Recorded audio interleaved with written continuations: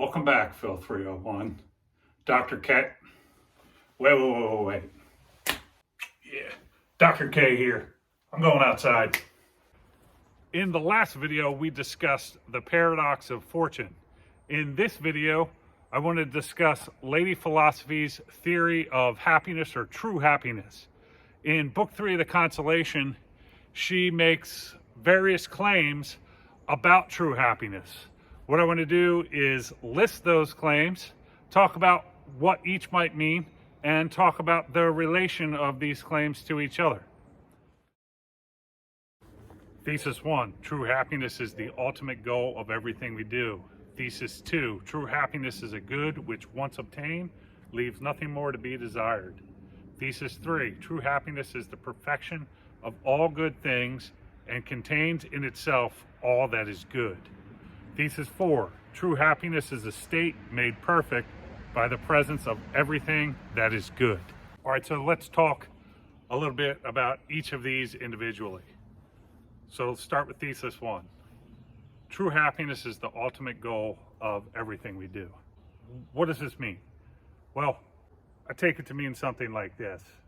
Everything that you do ultimately is going to aspire for true happiness, and there's no reason for which you aspire to true happiness other than for it itself.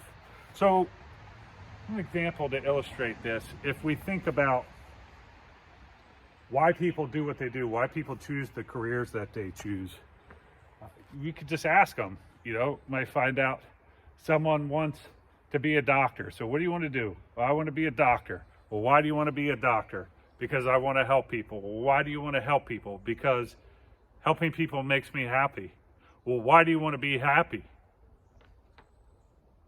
Silence and bewilderment is likely to ensue on that question. Why? Because we want to be happy for being happy itself. There's no further reason for which we want to be happy.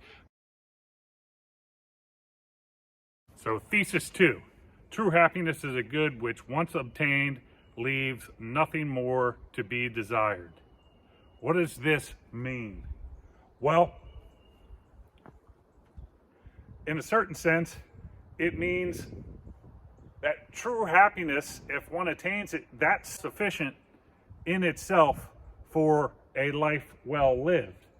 Because once one has attained it, there is nothing else that one desires. In a certain sense, one is living completely and truly. Thesis 3, true happiness is the perfection of all good things and contains in itself all that is good. What might this mean, or how might we explain what Lady Philosophy means by this claim? Perhaps it's something to the effect of when you're experiencing true happiness, it involves an experience of all things that are good to a high degree. It's going to involve knowledge, virtue, truth, goodness, glory, pleasure, all these things to a higher, more apropos, probably to the highest degree. That's what Lady Philosophy means by saying true happiness is the perfection of all good things and contains in itself all that is good. Lastly, Thesis 4, she says true happiness is a state made perfect by the presence of everything that is good. What's important here is that it's a state. So it's a state that something's in, and it's a perfect state. Why? Because it involves the presence of everything that is good. So that's to say, think about all things that are good. It's going to involve the presence of all of them. So Lady Philosophy made 4 claims about true happiness in Book 3 of the Consolation.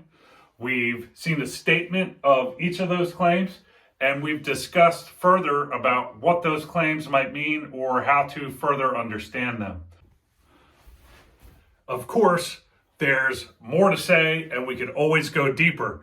And if you have certain thoughts on this, please share them. What I want to turn to now, however, is thinking about the relationship between the 4 claims. And I want to ask you a couple questions that you could think about. So take the claims in 3 or 4. Are these really, when we get down to it, distinct claims? Or do they really express one and the same proposition under different descriptions, right? Do they really mean the same thing? They just use different language to convey that meaning. Furthermore, what's the relationship between thesis 2 and thesis 3 and 4? Does thesis 2 kind of fall out of, or is it entailed, at least in part, by thesis 3 and 4? That's to say, is it the case that the reason why, as is stated in thesis 2, Lady Philosophy said true happiness is a good which once obtained leaves nothing more to be desired? Is that because, as it's stated in 3 and 4, it's the perfection of all goods and contains in itself all that is good, and it's a state made perfect by the presence of everything that is good?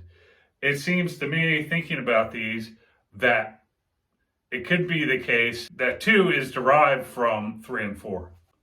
And what about the relation between 2 and 1?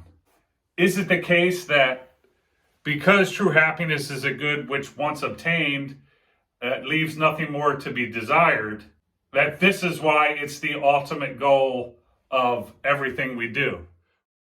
So in this video, we've discussed Lady Philosophy's theory of happiness, or true happiness. We said a little bit about what the claims are that she made. We thought a little bit about how to understand them more deeply, or to explain them. And, I prodded you to think about the logical relations and the semantic relations between the claims. In the next video, we're going to discuss Lady Philosophy's account of and evaluation of the main ways that human beings attempt to pursue and realize happiness. We'll see that Lady Philosophy is going to argue none of the common paths that people take to acquire or realize happiness is one that can lead them to true happiness.